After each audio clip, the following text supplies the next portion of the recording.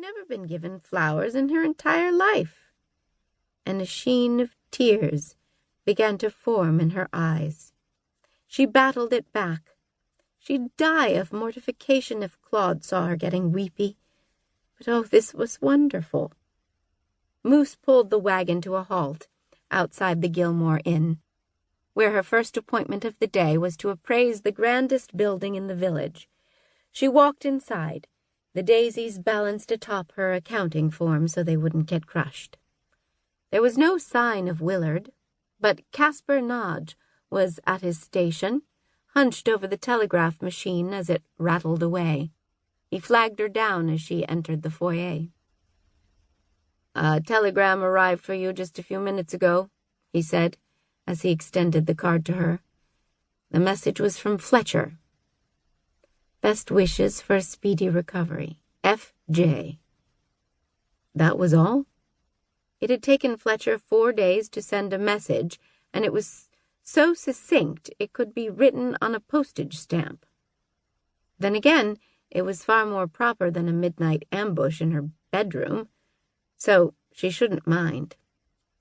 And Fletcher's thrift had always appealed to her. He hadn't squandered money on a single extra letter on this message, not even to spell out his name. "Want to send a response?" Caspar asked, with one ear still cocked to the incoming beeps from the telegraph sounder. "Aren't you in the middle of receiving a message?" He shrugged. "Just eavesdropping on gossip. All I have to do is open the sounder, and I can hear what people are wiring all along the line. And apparently—" He paused to listen to a cascade of beeps. A curious range of expressions flashed across his face as the message rattled on for over a minute. When the beeps finally stopped, Caspar leaned forward to whisper conspiratorially, "Apparently the manager of the Brooklyn Dodgers is in a salary dispute with the team's owner. Very nasty. You should hear the language that just crossed the wire."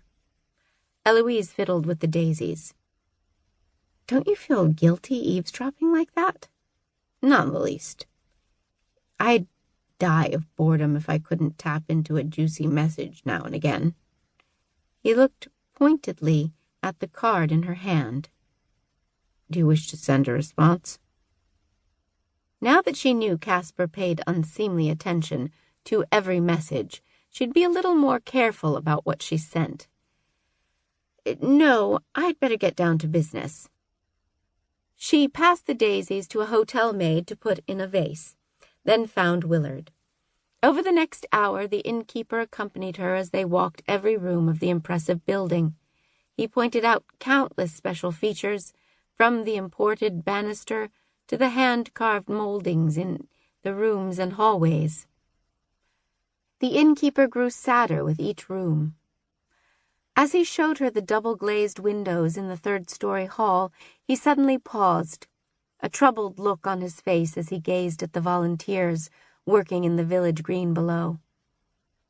"I didn't expect saying goodbye to be so hard," he said, his voice laden with pain.